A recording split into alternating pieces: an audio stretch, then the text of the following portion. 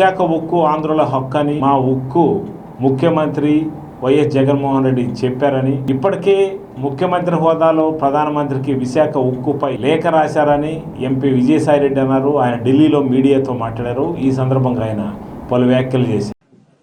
విశాఖ ఉక్కు ఆంధ్రుల హక్కు, ఈ హక్కును కాపాడేందుకే మన గౌరవ ముఖ్యమంత్రి వర్యులు కేంద్ర ప్రభుత్వానికి లేఖ రాస్తూ దాంట్లో చాలా విషయాల్ని పొందుపరచడం జరిగింది. స్వయంగా 1919-2004 సంవత్సరం మధ్యన రాష్ట్రంలో ఏకంగా ఇంచుమించుగా 54 ప్రభుత్వ రంగ సంస్థల్ని అమ్మివేసినటువంటి ఘనుడు చంద్రబాబు నాయుడు అన్నటువంటి విషయం మీ అందరికీ కూడా తెలుసు. అలాంటి వ్యక్తి ఈరోజు విశాఖపట్నం ఉక్కు కర్మాగారాన్ని గురించి మాట్లాడడం చాలా హాస్యాస్పదంగా ఉంది. మా నాయకులు శ్రీ జగన్మోహన్ రెడ్డి గారు ఉక్కు మనిషిగా మేము చెప్పుకుంటాం. అదే చంద్రబాబు నాయుడిని నన్ను అడిగితే ఆయన తుక్కు మనిషి అని చెప్తాను. ఎందుకంటే ఇటువంటి ట్విస్టులు చేయడం, ఒక ఊసరవెల్లిలాగా రంగులు మార్చడం అన్నటువంటిది మా పార్టీకి కానీ మా పార్టీ నాయకులకు కానీ ఉండదు. ఈ తుక్కు మనిషి గారు ఓడిపోయినటువంటి బాధలో ఆవేశం తెచ్చుకున్నట్టు ఊగిపోతూ నటిస్తూ ఉన్నారు. ప్రజలు ఇదంతా కూడా అర్థం చేసుకోగలరు. కేంద్రం స్టీల్ ప్లాంట్ని ప్రైవేటుకి అప్పగించాలని నిర్ణయిస్తే ఇది సరికాదనని మా నాయకులు కేంద్రానికి చెప్పడం జరిగింది. ప్రైవేటుకు అప్పగించకుండా ఏం చేయాలి అన్నటువంటి విషయాన్ని కూడా ప్రత్యామ్నాల్ని మా ముఖ్యమంత్రి వర్యులు సూచించడం జరిగింది. బాబు మాత్రం కేంద్రం స్టీల్ ప్లాంట్ కేంద్రానిదని తెలిసి కూడా ఆయన నటిస్తూ ఏదో రాష్ట్ర ప్రభుత్వాన్ని తప్పుపట్టేటటువంటి ప్రయత్నం చేస్తూ ఉన్నారు. ఆయన గొప్పగా ఒక విషయం చెప్పుకుంటా ఉన్నారు. వాజ్పేయి గారు ప్రైమ్ మినిస్టర్గా ఉండగా 1998-2004 మధ్యన వరకు, ఇది మనం 2021లో ఉన్నాం, 17 సంవత్సరాల కిందటి మాట. తుక్కుబాబు గొప్పలు చెప్పుకుంటా ఉన్నాడు. ఏమని? వాజ్పేయి సమయంలోనే ప్రధానమంత్రిగా ఉండగా నేను అపోజ్ చేశాను అని అన్నటువంటి విషయం. ఇటువంటి ఆయన వాజ్పేయి గారు లేరు. తను ఎన్ని గొప్పలైనా చెప్పుకోవచ్చు. ఆయన మీద, వాజ్పేయి గారి మీద ఒత్తిడి తెచ్చానని అంటాడు. చంద్రబాబు నాయుడికి తెలిసింది వైజాగ్ స్టీల్ కాదు, ఆయనకి బాగా తెలిసింది సుజనా స్టీల్స్ గురించి బాగా తెలుసు. వైజాగ్ స్టీల్ గురించి ఆయనకి తెలియదు. సుజనా స్టీల్స్ అనేది ఒక బోగస్ కంపెనీ అనేటటువంటిది బహుశా చంద్రబాబు నాయుడికి తెలిసి కూడా తెలియనట్టు నటిస్తున్నాడేమో. బాబు గారు బీజేపీలోకి పంపించినటువంటి ఫ్రెండే ఈ సుజనా స్టీల్స్ కంపెనీకి ఓనర్ అన్నటువంటి విషయం తెలుసుకోవాలి. ఉక్కు ఉత్పత్తితో సంబంధం లేకుండా ఏకంగా దేశాన్ని 8,000 కోట్లకు పైగా ముంచేసినటువంటి వ్యక్తి ఈ యొక్క సుజనా చౌదరి. దేశంలో బ్యాంకులను దివాలా తీయించడంలో తెలుగుదేశం పార్టీ సపోర్ట్ చేసినటువంటి చాలామంది పారిశ్రామికవేత్తలు ఉన్నారు, రాజకీయ నాయకులు ఉన్నారు. సుజనా చౌదరి కావచ్చు, లగడపాటి కావచ్చు,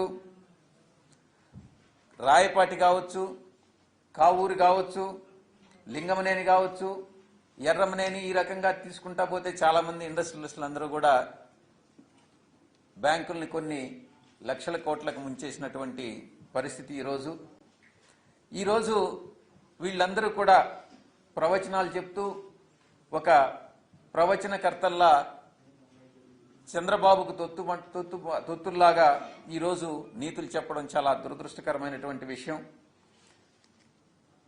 కేంద్ర ప్రభుత్వ రంగ సంస్థల్ని అమ్మాలన్నటువంటిది కేంద్ర ప్రభుత్వం తీసుకున్నటువంటి నిర్ణయం. ఈ సందర్భంగా మా యొక్క పార్లమెంటు సభ్యులందరం కూడా ఒక డెలిగేషన్గా వెళ్ళి కేంద్ర ఆర్థిక శాఖ మంత్రులు శ్రీమతి నిర్మలా సీతారామన్ గారిని కలవడం జరిగింది, మెమొరాండం సమర్పించడం జరిగింది. ఆ మెమొరాండంలో మా యొక్క గౌరవ ముఖ్యమంత్రి వర్యులు చెప్పినట్లుగా, ఆయన సూచించినటువంటి విధంగా మేము వివిధ రకాలైనటువంటి ఆప్షన్స్ని ఇవ్వడం జరిగింది. దాంట్లో ప్రధానంగా ఈ యొక్క విశాఖపట్నం స్టీల్కి సంబంధించి 3 Rs అంటే దీన్ని ప్రైవేటీకరణ చేయకూడదు, దీన్ని ఏ కారణాల వల్ల అయితే ఇది నష్టాల్లో ఉందో ఆ నష్టాలని నివారించేందుకు మనం తగినటువంటి చర్యలు తీసుకోవాలి. ఈరోజు ఇంచుమించుగా 14% ఇంట్రెస్ట్ లోన్ వల్ల ఈరోజు నష్టాలు వస్తున్నాయి. దీన్ని ఎక్స్పాండ్ చేసి 7.3 మిలియన్ టన్నులకి కెపాసిటీ పెంచిన తర్వాత ఈ యొక్క నష్టాలు రావడం ప్రారంభించాయి. అంతకుముందు ఇది ప్రాఫిట్స్లోనే ఉన్నాయి. వన్ ఆఫ్ ది నవరత్నాస్ కంపెనీగా ఉండింది. ఈ నేపథ్యంలో ఏదైతే అడిషనల్గా బారో చేశారో ఎక్స్పాన్షన్కి, దాని మీద ఆ యొక్క బారోయర్స్ని అందరినీ కూడా క్యాపిటల్ కింద మార్చాలి, ఇంట్రెస్ట్ బర్డన్ తగ్గుతుంది అన్నటువంటి విషయాన్ని సూచించడం జరిగింది. ఇక financial restructuring, conversion of det of the plant into equity, ఇది మేము సమర్పించినటువంటి మెమొరాండంలో ఉండడం జరిగింది. ఇక క్యాప్టివ్ మైన్స్, నష్టాలు రావడానికి మరొక కారణం బయట మార్కెట్ నుంచి ముడి ఇనుముని మార్కెట్ రేటుకు కొనడం వల్ల ఈరోజు ఈ యొక్క నష్టాలు సంభవిస్తూ ఉన్నాయి. కాబట్టి వాటికి క్యాప్టివ్ మైన్స్ని అలాట్ చేయాల్సిందిగా విజ్ఞప్తి చేయడం జరిగింది. ఈ యొక్క మైన్స్ ఒరిస్సాలో చాలా మైన్స్ ఉన్నాయి. ఆ మైన్స్ని అలాట్ చేయవలసిందిగా మేము విజ్ఞప్తి చేశాం. ఇక 2 లక్షల మంది ఉద్యోగస్తులు, ఈ యొక్క కుటుంబాలు ఈ యొక్క విశాఖపట్నం స్టీల్ మీద ఆధారపడి బతుకుతున్నారు. వాళ్ళందరి శాపం కూడా మీకు తగులుతుంది. కాబట్టి ప్రైవేటీకరణ వద్దు అన్నటువంటి విషయాన్ని చాలా స్పష్టంగా మా పార్టీ కేంద్ర మంత్రివర్యులకి చెప్పడం జరిగింది. ఈ యొక్క 3 స్టెప్స్ అంటే 3 Rs అంటే రీస్ట్రక్చరింగ్, రీవ్యాంపింగ్ అండ్ రివైవింగ్, ఈ 3 చేసినట్లయితే, రీస్ట్రక్చరింగ్, రీవ్యాంపింగ్ అండ్ రివైవింగ్, ఈ 3 చేసినట్లయితే విశాఖపట్నం స్టీల్ ప్లాంట్ అన్నటువంటిది ప్రాఫిట్స్లోకి తీసుకురావచ్చు అన్నటువంటి దాన్ని చాలా స్పష్టంగా చెప్పడం జరిగింది. ఇక 7 మేజర్ పోర్ట్స్ ఏదైతే ఉన్నాయో ప్రైవేటీకరణ చేయాలన్నారో ఆ పోర్ట్స్ ప్రైవేటీకరణకు కూడా మా పార్టీ వ్యతిరేకించింది. ఈ విషయాన్ని కూడా చాలా స్పష్టంగా చెప్పడం జరిగింది. National assets not the solution, అంటే ప్రైవేటైజేషన్ ఆఫ్ నేషనల్ అసెట్ అనేటటువంటిది మన ఆర్థిక సమస్యలకి మనకు పరిష్కారం కాదు అన్నటువంటి విషయాన్ని చాలా స్పష్టంగా చెప్పడం జరిగింది. ఇక ఈ మధ్య కాలంలో టెంపుల్ డిసిక్రేషన్ అంటే విగ్రహాలు దొంగలించడం, విగ్రహాలను ధ్వంసం చేయడం, ఈ విషయంలో తెలుగుదేశం పార్టీ చేస్తున్నటువంటి పనులన్నింటినీ కూడా మేము గర్హిస్తా ఉన్నాం. ఒక్క స్టాటిస్టిక్స్ తీసుకుంటే చంద్రబాబు నాయుడు ముఖ్యమంత్రిగా ఉండగా, అంటే 2016లో ఒక చిన్న ఉదాహరణ చెప్తాను, 332 ఇన్సిడెంట్స్ ఇటువంటివి జరిగాయి. 2017లో 318 జరిగాయి. ఈరోజు 2020లో అది ఈ చంద్రబాబు నాయుడు చేసేటటువంటి, ఆయన ముఖ్యమంత్రిగా ఉన్నప్పుడు, ముఖ్యమంత్రిగా లేనప్పుడు, ఈరోజు కూడా తెలుగుదేశం పార్టీ కార్యకర్తలే దీనికి ఈ పని చేస్తా ఉన్నారు. ఉదాహరణకి అచ్చెన్నాయుడు నంది విగ్రహాన్ని టెంపుల్ నుంచి తీసుకొచ్చి రోడ్లో పెట్టడం, ఆయన అనుచరులు మీరందరూ కూడా వీడియోలు చూసుంటారు. ఈ యొక్క జగన్మోహన్ రెడ్డి గారు ప్రభుత్వంలోకి వచ్చిన తర్వాత కూడా తెలుగుదేశం పార్టీ చేస్తున్నటువంటి ఈ చర్యల వల్ల ఇంచుమించుగా 228 కేసులు ఇప్పటి వరకు 2020లో నమోదు కావడం జరిగింది. స్టేట్ గవర్నమెంట్ అన్నటువంటిది ఒక స్పెషల్ ఇన్వెస్టిగేషన్ టీంని ఫామ్ చేయడం జరిగింది. ఇన్వెస్టిగేషన్ టీము కొన్ని అరెస్టులు కూడా ఈ సందర్భంగా చేయడం జరిగిందన్నటువంటి విషయం మీ అందరికీ కూడా తెలుసు. ఇక రిలీజియస్ కన్వర్షన్స్ విషయానికి వస్తే తెలుగుదేశం పార్టీ పార్లమెంటు సభ్యులు చాలా హడావిడి చేస్తూ ఉన్నారు. హోమ్ మినిస్టర్ గారిని కలవడం, తర్వాత హోమ్ సెక్రటరీ గారిని కలవడం, ఒక రకమైనటువంటి హంగామా క్రియేట్ చేస్తూ దీంట్లో ఏదో స్టేట్ గవర్నమెంట్ పాత్ర ఉంది అన్నటువంటి అభిప్రాయాన్ని ఇక్కడ మీడియాకు కానీ ప్రజలకు కానీ కలుగజేసేటటువంటి పరిస్థితులు కల్పిస్తూ ఉన్నారు. నిజానికి ఈ కన్వర్షన్స్లో చంద్రబాబు నాయుడు ఆయన అనుచరుల పాత్ర ఎంతైనా ఉంది. ఉదాహరణకు చెప్పాలంటే ప్రవీణ్ చక్రవర్తి అనేటటువంటి వ్యక్తి వీడియోని మీ అందరికీ కూడా గతంలో చంద్రబాబు నాయుడు చూపించాడు. ఈ ప్రవీణ్ చక్రవర్తి వీడియో ఎప్పటిది, ఏ కాలానికి సంబంధించింది అన్నటువంటిది మీరు ఒక్కసారి గతంలోకి వెళ్ళి కానీ చూస్తే ఇది 2015, 16, 17 సంవత్సరాలకు సంబంధించినటువంటి. ఆ సంవత్సరాల్లో ఎవరు ముఖ్యమంత్రిగా ఉన్నారని అంటే అది మన చంద్రబాబు నాయుడే. తనే ఇటువంటి కన్వర్షన్స్కి చేయించి ఆ దురుద్దేశంతో దాన్ని వైఎస్ఆర్ కాంగ్రెస్ పార్టీకి ఆపాదిస్తున్నాడు అన్నటువంటి దాంట్లో ఎటువంటి సందేహము లేదు అన్నటువంటి విషయాన్ని నేను మీకు తెలియజేస్తా ఉన్నా. ఇక పెండింగ్ ప్రాజెక్టుల విషయానికి వస్తే ఏపీ రీఆర్గనైజేషన్ యాక్ట్లో ఏదైతే మనకు హామీ ఇచ్చారో ఆ హామీలన్నింటినీ కూడా నెరవేర్చాల్సిందిగా మేము ఆర్థిక మంత్రి గారికి విన్నవించుకోవడం జరిగింది. దుగరాజపట్నం పోర్ట్ అన్నారు, అది కాకుంటుంటే రామాయపట్నం పోర్ట్ అన్నా నిర్మించండి అన్నటువంటిది.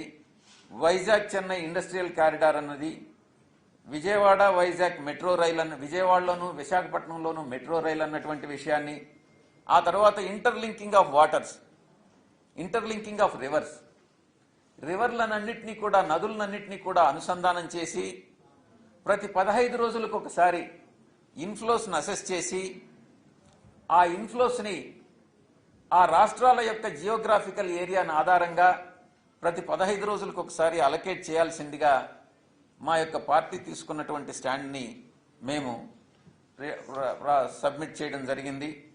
ఉమెన్ రిజర్వేషన్, అలాగే మహిళలకు రిజర్వేషన్ ఏదైతే గతంలో కేంద్ర ప్రభుత్వం లోక్సభలోనూ బిల్లు ప్రవేశపెట్టి ఆ తర్వాత ల్యాప్స్ కావడం జరిగింది. ఈరోజు మహిళలు 13% మాత్రమే ఈరోజు మహిళలు చట్టసభల్లో ప్రాతినిధ్యం వహిస్తున్నారు. వాళ్ళకి ఇంచు 50% రిజర్వేషన్ కల్పించాలన్నటువంటిది మా యొక్క పార్టీ ఉద్దేశం. అదేవిధంగా బ్యాక్వర్డ్ డిస్ట్రిక్ట్స్కి ఏపీ రీఆర్గనైజేషన్ యాక్ట్లో బుందేల్ఖండ్ ప్యాకేజ్ లైన్స్లో ఏదైతే మనకు అష్యూరెన్స్ ఇచ్చారో కేబీకే డిస్ట్రిక్ట్స్ ఇన్ ఒరిస్సా, అదే మనకి ఎంతైతే ఇచ్చారో, ఎంతైతే రావాల్సిందో, ఎంతైతే మనకి ఇచ్చారో ఆ బ్యాలెన్స్ను కూడా మాకు రాష్ట్రానికి ఇవ్వవలసిందిగా మేము విజ్ఞప్తి చేయడం జరిగింది. ఇక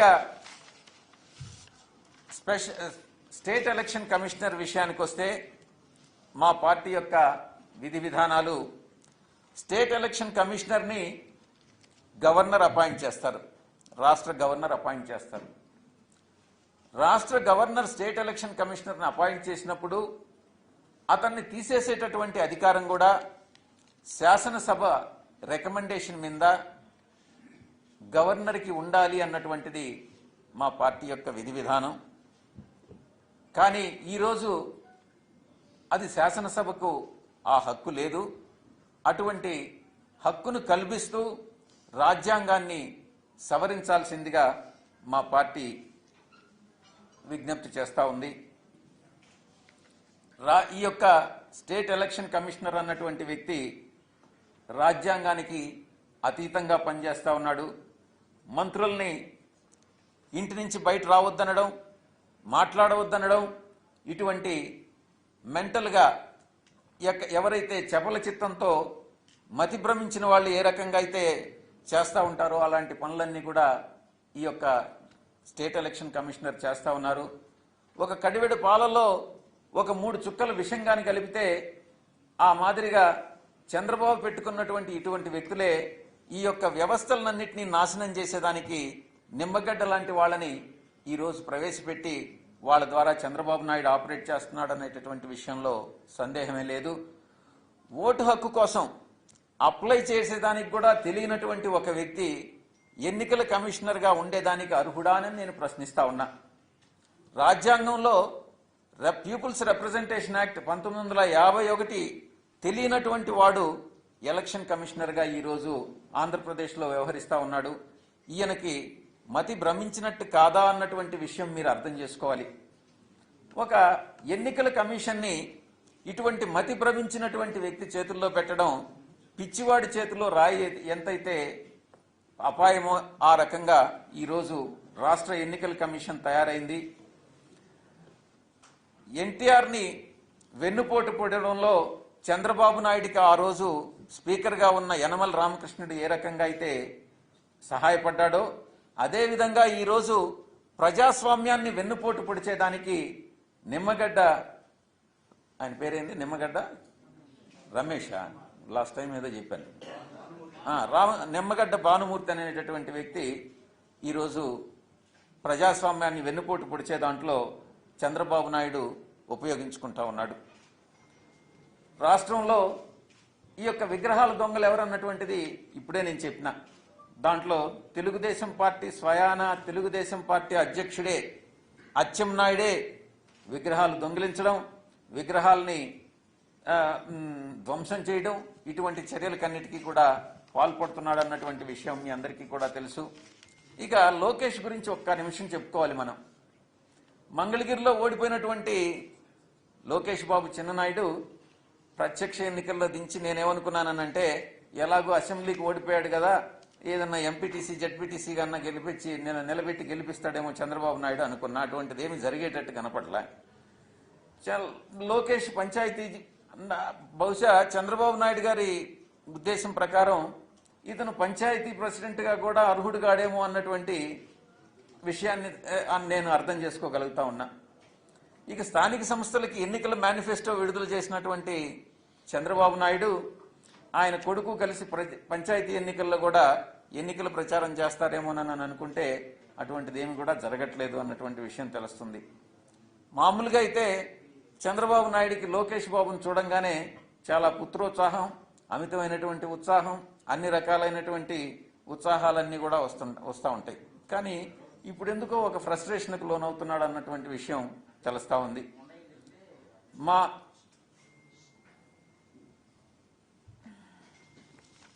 ఇక కొంచెం బడ్జెట్ విషయానికి వస్తే ఆంధ్ర రాష్ట్రానికి ఏ విధంగా అన్యాయం జరిగిందన్నటువంటిది మరొకసారి మనం తెలుసుకోవాల్సినటువంటి అవసరం ఉంది.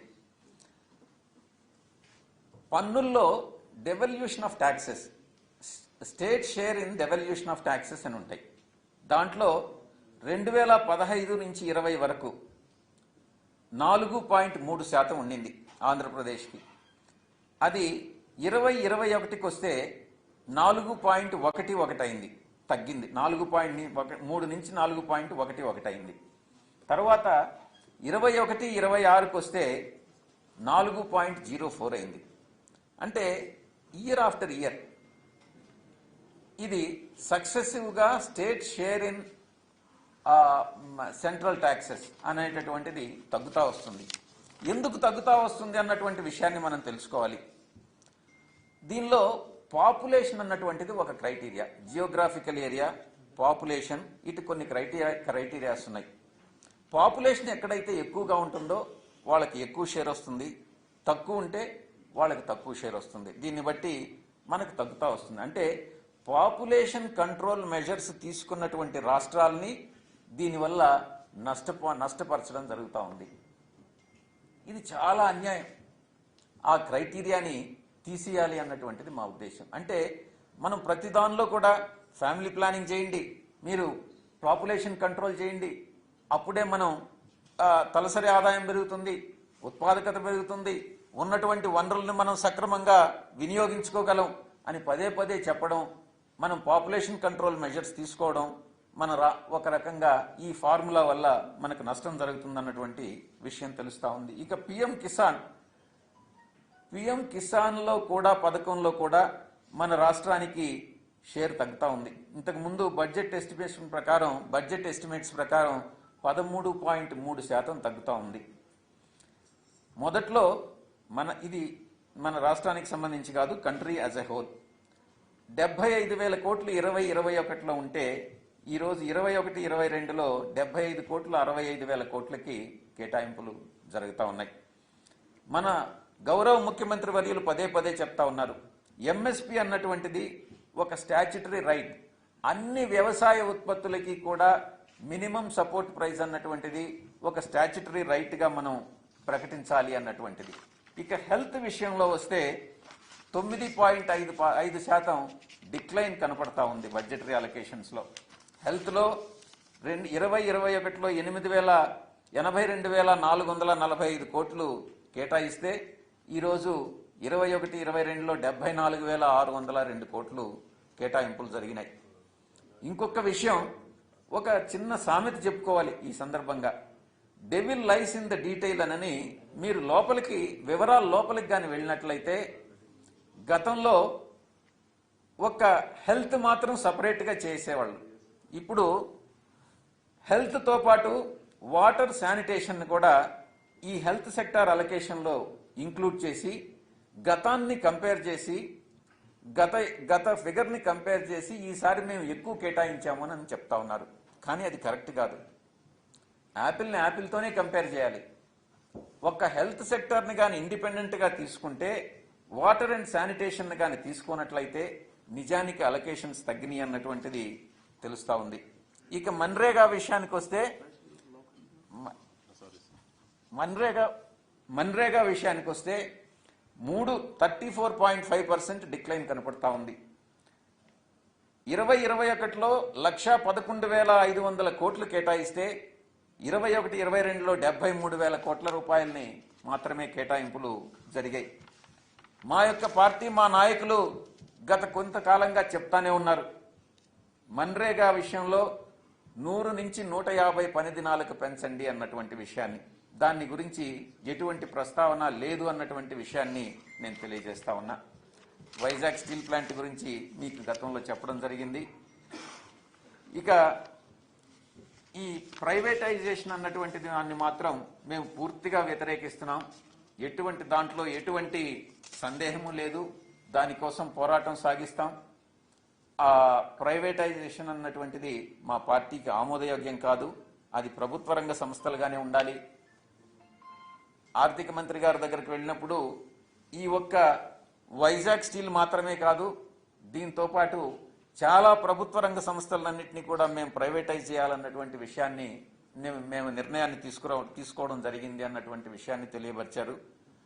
ప్రభుత్వ రంగ సంస్థల్లో గత ప్రభుత్వం అనుసరించినటువంటి విధానం, కేంద్ర ప్రభుత్వం అనుసరించినటువంటి విధానం, ఏ ప్రభుత్వ రంగ సంస్థలు నష్టాల్లో ఉన్నాయో, రివైవ్ చేసేటటువంటి అవకాశం లేదో వాటిని మాత్రమే ప్రైవేటైజ్ చేయాలన్నటువంటిది గత ప్రభుత్వ నిర్ణయం. అది కూడా కాదు, ప్రభుత్వ రంగ సంస్థల్ని ప్రైవేటీకరణ చేయడం అన్నటువంటిది ఈ యొక్క సోషియో సెక్యులర్ కంట్రీ అన్నటువంటి దానికి విరుద్ధం అన్నటువంటి విషయాన్ని ఈ సందర్భంగా మేము చెప్తూ సెలవు తీసుకుంటా ఉన్నాం. మీరు ఒకసారి సార్ మాట్లాడతారు.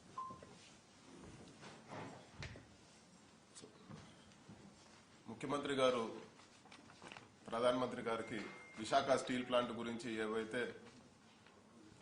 సజెషన్స్ చేస్తూ 3 విషయాలు ఇప్పుడు సార్ కూడా ఎక్స్ప్లెయిన్ చేసినారు. ఆ 3 విషయాలను కూడా మేము ఆర్థిక మంత్రి గారికి వివరించడం జరిగింది. మేము ఇచ్చిన రిప్రజెంటేషన్ పైన ఖచ్చితంగా పరిశీలించి దానిపైన మళ్ళీ కూడా మేము రివర్ట్ బ్యాక్ అని చెప్పడం కూడా జరిగింది. సుదీర్ఘంగా దాదాపు ఒక అరగంట మా అభిప్రాయాలన్నీ కూడా వివరించడం జరిగింది. ఎంత సెంటిమెంట్తో కూడుకున్న విషయం అని చెప్పి, వైజాగ్ స్టీల్ ప్లాంట్ మనకు ఉండే బిగ్గెస్ట్ పబ్లిక్ సెక్టర్ ఆర్గనైజేషన్, దాదాపు 20,000 మంది పైన అక్కడ ఎంప్లాయీస్ పనిచేస్తా ఉన్నారు. ఇంకా ఇండైరెక్ట్ గా కూడా దాదాపు 1000 మంది వైజాగ్ స్టీల్ ప్లాంట్ పైన ఆధారపడి ఉన్నారని చెప్పి కూడా చెప్పడం జరిగింది. సో అవన్నీ కూడా మా పార్లమెంటరీ లీడర్ విజయసాయిరెడ్డి గారు మొత్తం ఎక్స్ప్లెయిన్ చేయడం జరిగింది. మేము రిప్రజెంటేషన్ కూడా ఇవ్వడం జరిగింది. వాటన్నిటిపైన కూడా మొత్తం ఒక అధికారులతో చర్చించి మళ్ళీ కూడా రివర్ట్ బ్యాక్ చేస్తామని చెప్పి కూడా చెప్పడం జరిగింది.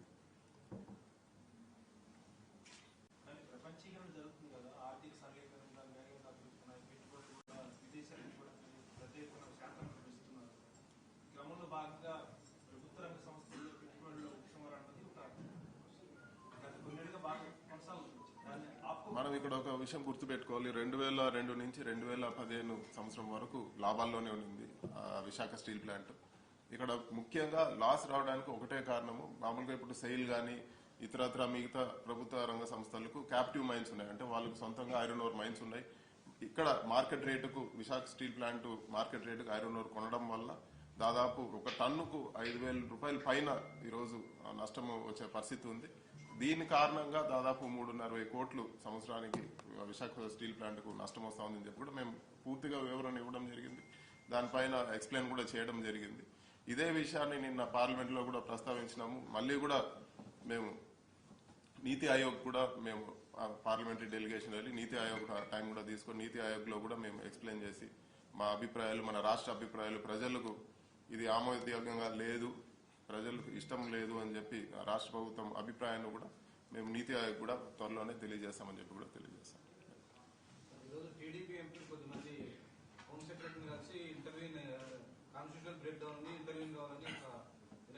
ఇప్పుడు ఒక విషయం, ఈరోజు రాష్ట్రంలో మనం క్షుణ్ణంగా చూస్తే ప్రతి ఆఫీసులో కూడా నవరత్నాలు అని చెప్పి మేనిఫెస్టో పెట్టి ఏ ఒక్క అంశంలో కూడా స్టేట్ గవర్నమెంట్ ముఖ్యమంత్రి గారు వెనకపోయిన పరిస్థితి లేదు. ప్రతి విషయాన్ని కూడా అమలు పరుస్తూ ఉన్నారు. డేట్లు చెప్పి మరి ఫలానా డేట్లో ఫలానా పథకం అమలు అవుతుందని చెప్పి ఈరోజు చేస్తా ఉన్నారు. సో వీటన్నిటిపైన ఈరోజు చంద్రబాబు నాయుడు గారికి ఎక్కడ కూడా అవకాశం దొరకడం లేదు ప్రభుత్వాన్ని తప్పు పట్టేదానికి. కాబట్టి ఈ కొత్త అంశాలు ఎప్పుడు కూడా లేని విధంగా రిలీజియన్ గురించి మాట్లాడడం, క్రిస్టియన్ అనడం, లేకపోతే ముస్లిం అనడం, లేకపోతే హిందువులకు అన్యాయం జరుగుతుందని చెప్పడం. ఇక్కడ మేమందరూ కూడా హిందువులు, మేమందరూ కూడా చాలా అంటే నిబద్ధతతో ఉండే హిందువులము. ఎక్కడ కూడా ఈ రోజు అన్యాయం రాష్ట్రంలో ఏ ఒక్క రిలీజన్ కూడా అన్యాయం జరగడం లేదు. ఇది కేవలం రాజకీయాల కోసం ఇలాంటి నీచమైన ఆరోపణలు, ఇలాంటి నీచమైన పనులు మానుకోవాలని చెప్పి కూడా మేము కూడా కోరుతా ఉన్నాము. దాదాపు 11 కేసుల్లో ఈ రోజు తెలుగుదేశం నాయకులు కానీ వాళ్ళ సింపథైజర్స్ కానీ ఈ రోజు వాళ్ళ పాత్ర ఉందని చెప్పి కూడా క్షుణ్ణంగా తేలింది. అందరికి కూడా ఆ సాక్ష్యాధారాలతో కూడా మొన్న అయితే శ్రీకాకుళంలో నంది విగ్రహాన్ని తీసుకొచ్చి పెట్టడం, నంది విగ్రహం మొదట్లో డిస్టర్బ్ అయిందంటానే చంద్రబాబు నాయుడు గారు వైఎస్ఆర్సీపీ పైన, ప్రభుత్వం పైన ఆరోపణలు చేశారు. మళ్ళీ సీసీటీవీ ఫుటేజ్ వస్తానే ఇందులో తప్పేముంది అని చెప్పి మేమే ప్రతిష్ఠిస్తున్నాం అని చెప్తా ఉన్నారు. ఎవరైనా గుడిలో నంది విగ్రహం దొంగతనం చేసి నడి రోడ్లో ప్రతిష్ఠ చేస్తారా అని చెప్పి కూడా మనం ఆలోచించుకోవాలి. ఇలాంటి నీచమైన పనులు మాని ఇక్కడ ఢిల్లీలో కూడా అధికారుల దగ్గర రాష్ట్ర ప్రయోజనాలు దెబ్బతీసే విధంగా దయచేసి వ్యవహరించద్దని చెప్పి కూడా తెలుగుదేశం పార్టీని కోరుతా ఉన్నాము. ఇక్కడ వచ్చి రాష్ట్రం గురించి నీచంగా మాట్లాడటము, లేకపోతే రాష్ట్రంలో లేని ఉన్నట్లు 2016లో జరిగింది ఒక నెల ముందు జరిగినట్లు వీడియోలు చూపించడము, లేకపోతే ఉంది లేనట్లు వాళ్ళు చేసినవన్నీ కూడా ఈరోజు ప్రభుత్వం పైన కానీ రాష్ట్రం పైన రుద్దడం మంచి పద్ధతి కాదని చెప్పి కూడా మేము కోరుతాము. కలిసికట్టుగా రండి. ఇప్పుడు ఈ రోజు విశాఖపట్నం స్టీల్ ప్లాంట్ ఉంది కానీ, ప్రత్యేక హోదా విషయంలో కానీ, ఇతరత్ర ఈ రోజు ఫిషింగ్ హార్బర్ ఫండ్స్ తీసుకురావడం కానీ, లేకపోతే మెడికల్ కాలేజ్ ఫండ్ తీసుకురావడం కానీ, కలిసికట్టుగా పనిచేద్దాం. కానీ ఇక్కడ వచ్చి రాష్ట్ర ప్రయోజనాలు దెబ్బతీసే విధంగా చేయొద్దని చెప్పి కూడా కోరుతున్నాం. ఇది వరకు హౌస్ లో వచ్చి పార్లమెంట్ లో కియా మోటార్స్ వెళ్లిపోతా ఉంది, కియా మోటార్స్ మూసేస్తున్నారు అని చెప్పి మాట్లాడడం జరిగింది తెలుగుదేశం పార్టీ వాళ్ళు. కియా మోటార్సే స్టేట్మెంట్ ఇచ్చింది, మేము ఇంకా కూడా ఇక్కడ పెట్టుబడులు పెడతా ఉన్నాము, ఇంకా కూడా మేము ఉద్యోగ అవకాశాలు కల్పిస్తాము, ఆంధ్ర రాష్ట్రం మాకు చాలా అనువైన రాష్ట్రంగా మేము భావిస్తున్నాం అని చెప్పి వాళ్ళు స్టేట్మెంట్ ఇవ్వడం జరిగింది. ఇలాంటి తప్పుడు ప్రచారాలు వచ్చి పార్లమెంట్ లో లేకపోతే ఢిల్లీలో వచ్చి ఇట్లాంటివన్నీ కూడా మానుకోవాలని చెప్పి కూడా మేము కోరుతా ఉన్నాము. రాజకీయంగా కొట్లాడుకుందాం, రాజకీయంగా మీకు ఏదంటే పోటీ పడతాం, రాజకీయంగా చేద్దాం. కానీ రాష్ట్ర ప్రయోజనాలు పనంగా పెట్టి రాజకీయాలు అందులో తీసుకొచ్చి ఉంది లేనట్లు లేనిది ఉన్నట్లు చేసి ఇక్కడ అనవసరమైన వ్యవహారాలు నడపొద్దని చెప్పి మేము మనస్ఫూర్తిగా కోరుతున్నాం.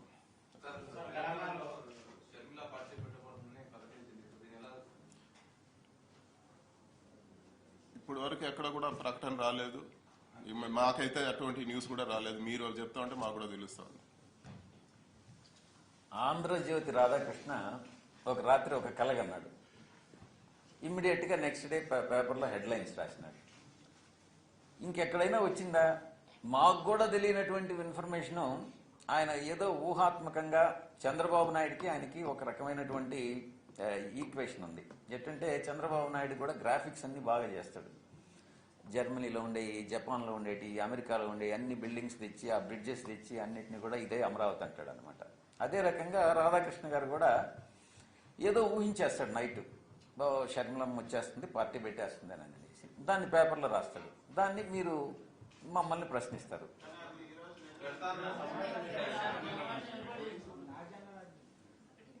అందరూ మాట్లాడితే అర్థం కాల. ఏందో చెప్పండి. మీకు చెప్పిందా? ఎవరికి ఇచ్చినారు? ఎవరిచ్చారు? ఇచ్చారా? ఇచ్చారా? మీరు చూసారా అది? అలా ఊరికే చెప్పడం కాదు. మీరేదన్నా చూసారా? మీకేదన్నా చెప్పారా?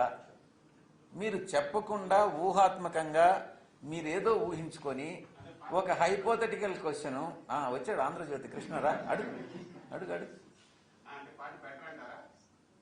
అరే నువ్వు ఏదో హైపోథెటికల్ క్వశ్చన్ నన్ను అడిగి పార్టీ పెట్టరంటారా అని నన్ను అడిగితే నేనేమో రాధాకృష్ణన్ అడిగి చెప్తాడు పార్టీ పెడతారా లేదా అన్నటువంటిది.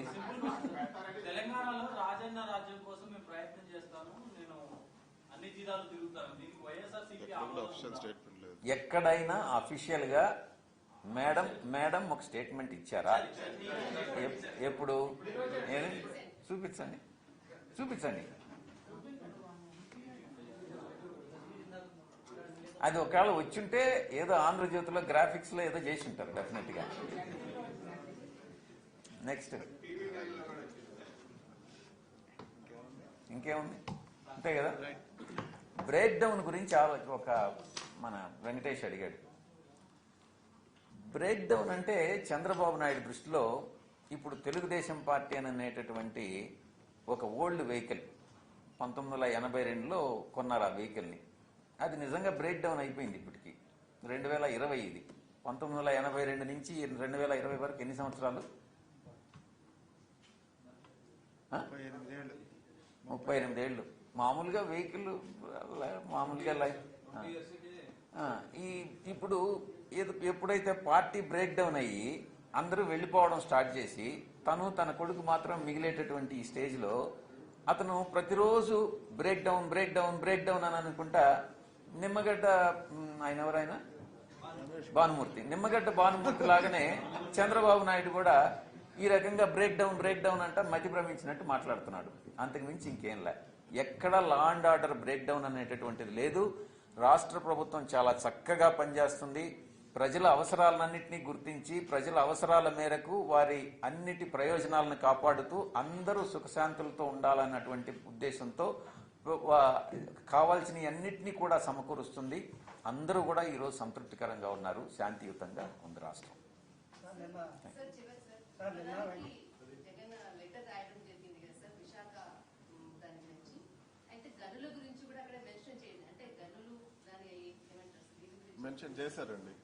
మెన్షన్ చేశారు. ప్రైవేట్ క్యాప్టివ్ మైన్స్ ఉండాలని చెప్పి ఒక పాయింట్ ముఖ్యమంత్రి గారు రాశారు. ఈ రోజు సేల్ కి అయితే దాదాపు 200 సంవత్సరాలకు సరిపడా ఐరన్ ఓర్ నిల్వలు ఉండే మైన్స్ సేల్ కు ఉన్నాయి.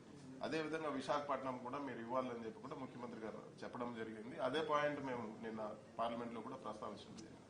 ఖచ్చితంగా మనకు Visakhapatnam steel plant iron ore mines కానీ కేటాయిస్తే మంచి లాభాల్లో ఉంటుందని చెప్పి కూడా మేము చెప్పడం జరిగింది.